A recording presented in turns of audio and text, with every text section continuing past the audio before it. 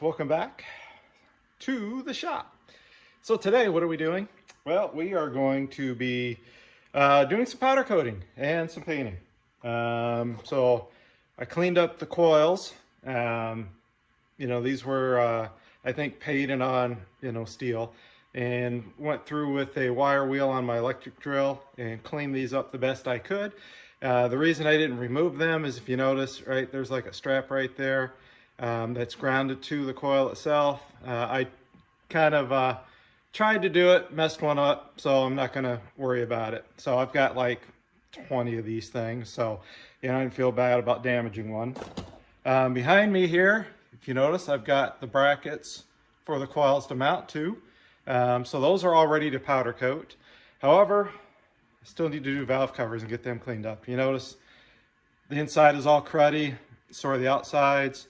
So I need to take those apart, clean them real good, and then we'll go through and we'll powder coat these a nice flat, I guess more of a matte black, I guess. I'm going to paint the coils, I think like a metallic gray color, just a little contrast. And then, those brackets will be, the same as the valve covers. So let me go ahead and get this stuff cleaned up, tape up all these coils. I'm actually going to, try to tape them to, I'm not going to paint the entire coil. I just want to try and tape them up and paint the steel, mounting portion.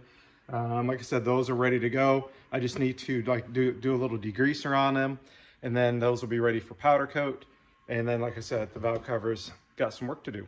So let me get this stuff cleaned up, and then I'll show you what I did to tape them, and then I'll show you, the process to go through and powder coat these things. I did try sandblasting this one coil out of curiosity, and you can see, the coil, is a little blasted, but not terrible, right? Compared to the one next to it here. I could always do the trick with the heat gun and probably bring that back to life and make it look halfway decent. But that's why I went ahead with the rest of these and just wire wheeled them to get them as clean as I could. I'll take some like electrical cleaner, or some cleaners, and clean these off real good before I paint them, and then, paint them up so they look halfway decent. So anyway, just a quick, I did try sandblasting that and didn't work the best, but that's why I'm going to go ahead and paint the coils. All right, guys, so I've got one of the coils all taped up, and it wasn't too bad, not as bad as I thought. So what I did is, you can see I lifted up these so I could slip tape underneath there. I was able to cut out some tape in that slot. I also lifted up this one so I could fit tape underneath that arm. This one, is the one that's grounded with the little stainless strap. So I just I'll tape that up a little better. But otherwise, just went around and took my time and applied the painter's tape to the coil. So now I just have 11 more to go that I need to do this to. And then I'll hit it with some Rust-Oleum, like rust reformer first, and let it cure for 24 hours, and then I'll top coat it with final color. So let me go ahead and get all these done, and then we'll get ready to top coat, or at least, like I said, do the rust reformer and then top coat. And I'll show you what the rust reformer is, and then what the final top coat looks like. So you can see, guys, I've started priming them with the Rust-Oleum rust reformer. So I've already done one, so I've got 10 more to go. All right, guys, so I'm working on the valve covers, and you can see before condition, after condition. So I used a lot of lacquer thinner, to really clean these up, and some wire brushes. I still have work to do on the outside. I'll probably sandblast the outside of this, now I've got most of it cleaned up. But I need to go ahead and clean this one up yet on the inside, and do some pre-scraping and cleaning, if you will, before I go to sandblast it. So just wanted to show you what I'm trying to do to clean this up. Obviously, I can't get behind this vent you know, plate, if you will, or splash shield, whatever you want to call it, without, you know, trying to remove it. So I probably will just maybe run a little brake cleaner, some shop air, something just to blow some of the crap out of there. All right, everybody, so now you can see I've got both valve covers sandblasted. I also took a wire brush and just went over all the valve covers just to remove any of the sandblast dust and stuff. Made sure, you know, I got down in these crevices, you know, with a pick, like an old dental pick, to clean it up real good. And so now what I'm going to do is I need to pull the car trailer out, you know, which I can get out of the way so we can set up the powder coating equipment. All right, guys, so I've got the first bracket for the coils mounted up, cleaned up, ready to go. If you notice, we've got like little pink plugs, you know, in the screw holes, so that way no powder coat gets in the screw holes. I've hit it with some degreaser, so hopefully, you know, there shouldn't be any powder issues now. I've got the powder all loaded up in the gun here. All I gotta do is connect, you know, my air hose to it, and I need to connect the ground source real quick. But otherwise, I'm pretty good. I've tied it kind of in the middle and over to one side. I think it's too wide to go horizontal here. It may not fit in the oven, so I kind of angled it, you know, corner to corner to make sure there's more room, and so it will fit in there. So I'm about to do the powder coat part of it, get a good coat on it.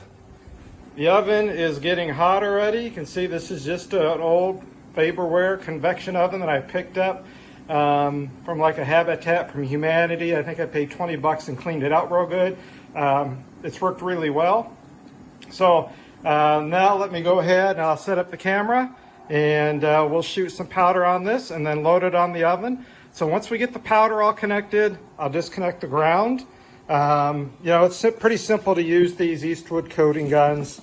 Basically, you know, you hold the button down. Where you hold the button down, you know, it applies the ground and everything to the part, and then you just squeeze the trigger and the powder comes out. If you notice, I've removed the little blue tip that they provide as well.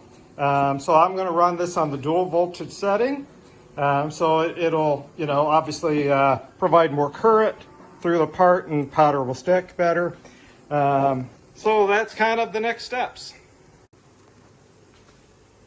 Make sure to wear a respirator.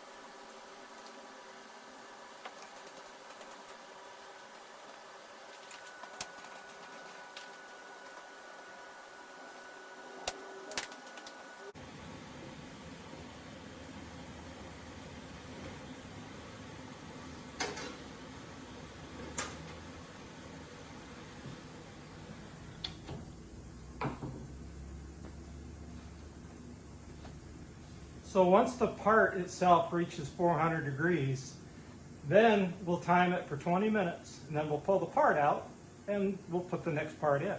So while this is doing its thing, I'm going to prep the next part because I've got another rack right here. So we'll get the next one all set up to go. All right, so what I'm going to do is I'm going to open up the door, hit it with my temp gun, and see what we have for temperature. All right. We are good. You can saw it was over 400 degrees, so we're just going to cook this for a few more minutes, actually probably about 10 minutes because it heated up pretty darn fast, and pull the part out, get the next part ready. All right, guys, so obviously these racks are, these racks are really hot. I just pulled this one out of the oven with my welding gloves, and even with the welding gloves, guys, you feel the heat coming through your hands pretty darn fast. So So what I did is I took the rack that was in here ready to go in the oven out, held it in one hand, opened up the door, pulled the rack out with the other hand, quickly put the hot rack over here, and now I'll handle it and move it around, and then put the new rack in the oven. You know, make sure when you do it right, take your time and don't let the part touch any of the edges. So now we'll let this sucker cook for probably only need to cook about 20 minutes total, if I had to guess. I think these parts are getting hot pretty darn fast. So we've got the timer set up, and then once those are done, what I'm going to do next is the valve covers. So here's the plug kit that I have.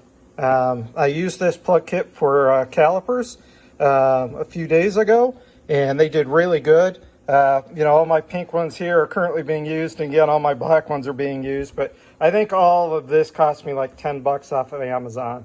So definitely worth it. They held their shape up really good. So I was really pleased with how these turned out. So here's the first one, guys, and I have to say this turned out really nice. You know, I was concerned about the edges here, not getting good coverage, the holes in the center, you know, but it looks like I've got plenty of powder in all these openings, you know, so this really turned out really nice for this first one. So we'll see how the next one turns out here in just a minute. And the valve covers are going to be the same, if you will, kind of satin black. So this is going to look pretty good. And then, you know, offset with a slightly gray color for the coils, you know, and then the black and gray coils. So that's going to look out pretty sharp. As you can see, the valve cover is going to be a tight squeeze when we, you know, probably tilt it sideways and angle it in there. So, yeah, we'll give her a whirl. So what I'll probably do is put one on the rack first, you know, put one on the rack and slide it in and make sure it'll all fit in there before I, you know, spend all the time to powder coat it and everything. All right, guys, I've got the second one in there and she is cooking away. And by the way, the valve covers barely fit in there. You know, I had to, like I said, do them kind of crooked across there, but they did fit. Here, I'll just kind of see it in there. She needs to cook for, need to check the temp here in just a moment, but then she'll cook for 20 minutes. This one is done that I have in here. She is hot, so I am not going to try and touch that for, a good hour or so, and just let her cool down gracefully here. So now it's time to clean up the mess. So once these are done, you know, I'll show you what they look like. You can see my rack is getting a nice coating of black. In the future, I really probably should put some aluminum foil on this, you know, so it doesn't, you know, get caked on with powder coat. But, well, like I said, I'll show you guys in a little bit how they look compared to the brackets, because I end up doing 4 brackets. So I got 4 valve cover brackets done. I had a couple other ones, so I went ahead and did them as well. And so, like I said, now we'll clean up this mess and we'll come back and I'll show you the final product. All right, guys, here's one of the brackets, and then here's the valve covers. You can see they turned out, or at least I'm really happy with the way they turned out. They're not perfect by any means, but they're not meant to be. What I mean by not perfect, right, the imperfections in the casting and stuff, but you know, the powder coat itself turned out really nice. You know, so, you know, if you look at these really close, they did a really good job.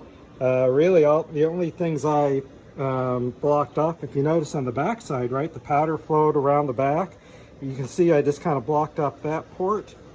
You know, I blocked off that port, and then the same with the other one. And you notice, you know, really the powder didn't get in the backside too much. It got around the edge here real nice. So when I go to put the seal on, you know, it'll seal well. So guys, I'm really happy the way these turned out. The only thing I need to do now is I need to clean up the studs. I'm not going to powder coat the studs. You know, I'll try to find a flat black that's real close, or I'll use the same gray that I'm going to use, you know, that I used for like the screws here, you know, and that I'm going to use for the coils. Maybe I'll just paint them that little bit of gray, and then we'll bolt it all up. And all right, everybody, so I did decide to powder coat, you know, the bolts that hold the valve covers down. So I took a few minutes to do that, and I'm glad I did because they turned out fantastic. They match really nice. So I'm really happy. So now we need to put new seals on. So what I've done is put a little Vaseline on here. And the other thing I've done, I'm using the powder coat oven. I've placed the seals inside the powder coat oven at a couple hundred degrees and let them kind of get a little pliable. Then I'll grab one, put it on here, stick it in the hole, and hopefully we can get her to pop right in place. So hang tight while we give her a whirl. All right, guys, so what I've done is use just some basic petroleum jelly to put some so the seal will slide on. So what I'm going to do is go get a seal, slide it on here. It will take a little bit of force, right? And then what I'll do is I'll lift up the valve cover. We'll do one of these center ones. And the idea is I'm going to run the bolt through, center the seal up first, and then we'll kind of push and wiggle it, or pull, I should say. Pull the bolt, wiggle it a little bit, and then the seal will pop right through the hole. So let me go grab one. These are hot, and I ran them to about 200 degrees for just a few minutes. So we'll pop it on there. We'll work it over gently onto the seal, or over the bolt, I should say. You can see it popped right over now. I'm going to take a little more, just a little bit more Vaseline here onto the seal. Okay, ran the bolt through. Now, I don't know if you can see that, but basically what I want to do is center the seal into the bolt hole opening. Give her a little pull, kind of work it around here.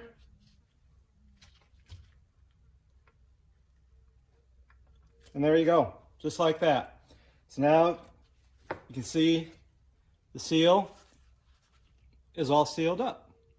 And so now, granted, I got to clean off the petroleum jelly there, but you can see now why I powder coated the bolt. It seems to match the valve cover really nice, and its seals are really to install. So now I'm going to go ahead and do the next three. And there's the finished product, everybody, all back reassembled. I am missing, however, 8 of those that I need to find, those little nuts. So you can see, you know, I'm missing them from attaching. So I've got one on each one right now here just to hold the coils in place, the brackets in place. But, you know, I cleaned up the wiring harnesses with some simple green. They turned out really good. Powder coated right the brackets. Taped and painted the coils, painted, you know, just the hardware here, sandblasted them, powder coated the valve covers and the hardware, the bolt that hold those down. I'm glad I did that. So that turned out really good. You know, so overall I'm pretty happy with really how this project turned out. So now what I need to go ahead and do is, once I find these hardware, package them up and tear the engine apart so we can get it ready. I just didn't feel like tearing the engine apart. I wanted to play with my powder coat equipment. So, you know, I'm going in the wrong direction, but I was just having some fun. So everyone, thank you for watching. You know, I'm not sure what episode number this is in the project at this point in time. Kind of lost track. Somewhere around the 10, 11 area, I guess.